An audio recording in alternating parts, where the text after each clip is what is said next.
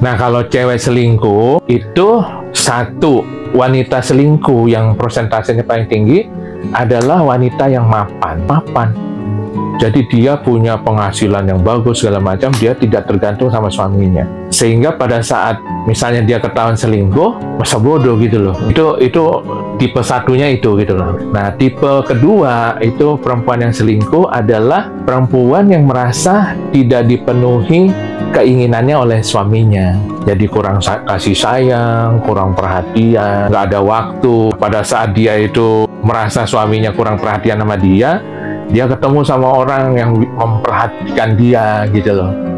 Memperhatikan dia sehingga dia akhirnya jatuh cinta sama orang itu. Nah, kalau perempuan yang selingkuh itu lebih fatal akibatnya. Kenapa? Karena perempuan itu kalau selingkuh biasanya melibatkan perasaan. Jadi perempuan kalau selingkuh itu sebenarnya dia sudah siap untuk berpisah gitu sama suami. Kalau laki-laki selingkuh belum tentu ingin berpisah, karena laki-laki selingkuh itu cuma ngikutin nafsunya gitu loh. Tapi perasaannya tetap sama istrinya, tapi nafsunya ke orang lain. Nah, kalau perempuan begitu dia selingkuh itu kira-kira 80% itu perasaannya sudah keselingkuhannya gitu loh. Jadi kalau perempuan yang selingkuh rata-rata itu karena kurang perhatian dari suami. Jadi dia tidak mendapatkan apa yang diinginkannya dari suaminya. Bisa kebutuhan finansial, bisa kebutuhan biologis antara itu.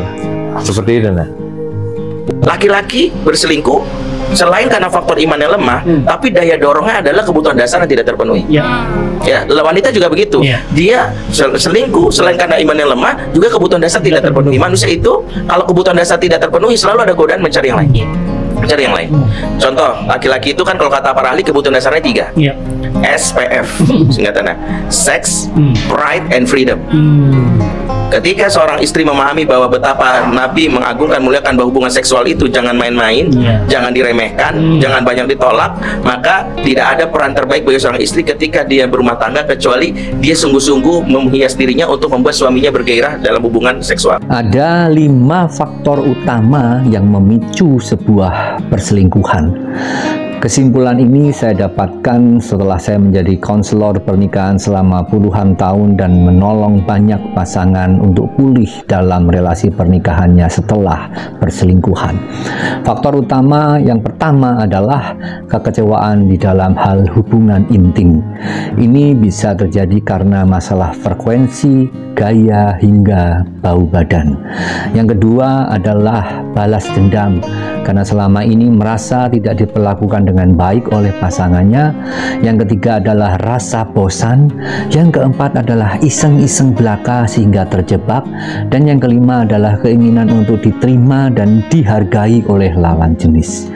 Kalau hal kelima ini ada di dalam relasi Anda, segera beresi supaya tidak terjadi perselingkuhan. Solusi Mr. P. Kita ajarkan tentang melihat faktor-faktor resiko apa yang akan Bapak Ibu hadapi ketika berpisah, manfaat apa yang Bapak Ibu dapatkan ketika berpisah, begitu juga resiko-resiko apa yang Bapak Ibu dapatkan ketika tetap bersama, dan manfaat apa yang Bapak Ibu dapatkan ketika tetap bersama. Nah, inilah yang disebut dengan metode berpikir bersama gitu ya. Jadi merubah pola berpikir Bapak Ibu dari hitam putih mungkin melihat area abu-abunya. Jadi ketika Bapak Ibu bertanya bertahan atau tidak bertahan, keputusannya dari Bapak dan Ibu, tapi referensi-referensi yang kita berikan dijadikan bahan pertimbangan untuk mengambil keputusan yang tepat. Kalau Bapak Ibu bertahan, ternyata resikonya lebih banyak. Kalau Bapak Ibu berpisah, ternyata manfaatnya lebih banyak. Nah, inilah yang kemudian menjadi keputusan mana yang harus diambil. Tidak ada keputusan yang tidak beresiko. Semuanya beresiko. Yang Bapak Ibu pilih adalah yang manfaatnya paling banyak. Resiko itu kita lakukan mitigasi. Bisa nggak kita cegah resiko itu terjadi? Kalau resiko itu bisa kita cegah, berarti kan bisa kita minimalkan dari resiko yang mungkin terjadi. Yang nggak bisa kita cegah, kita hitung kembali apakah resiko ini cukup layak saya dapatkan dibandingkan dengan manfaat yang saya dapatkan. Karena nggak ada yang manfaat doang, makan nasi aja ada resikonya ya, kebanyakan jadi obesitas kan Bapak dan Ibu ya. Jadi pasti keputusan, apalagi hal besar tentang kehidupan, itu akan menimbulkan resiko yang besar pula. Tapi jangan lupa manfaatnya juga harus jadi bahan pertimbangan. Nah, terkait DRD4, apakah ini bisa dideteksi secara dini? Sebenarnya kalau kita berbicara mendeteksi secara gen akan sangat sulit Bapak dan Ibu ya, apalagi kan kita nggak terbiasa tuh ngecek gen seperti itu.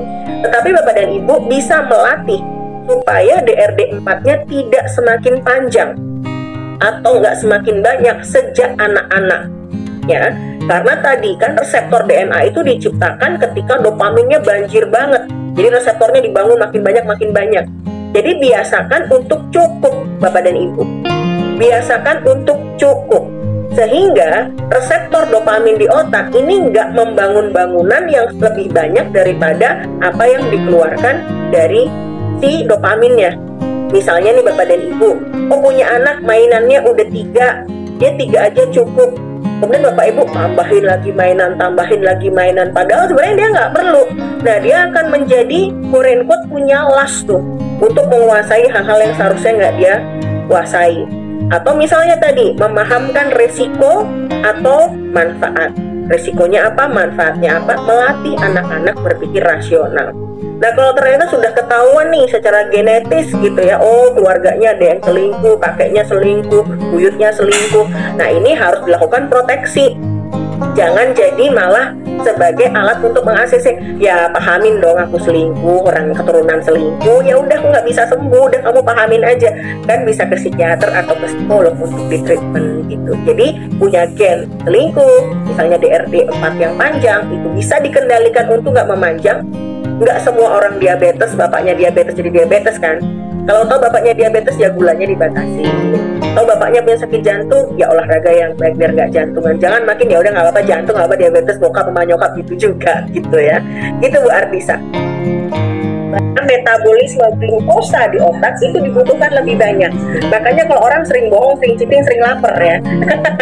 Itu karena kebutuhan glukosanya memang semakin lebih banyak dibandingkan yang tidak. Nah, kalau kita bicara reseptor apa yang perlu kita evaluasi pada cheating tadi sudah saya jelaskan Bapak. Jadi ada reseptor dopamin khususnya di DRD4. Jadi reseptor dopamin yang D4. Ini yang bisa digunakan sebagai salah satu indikator apakah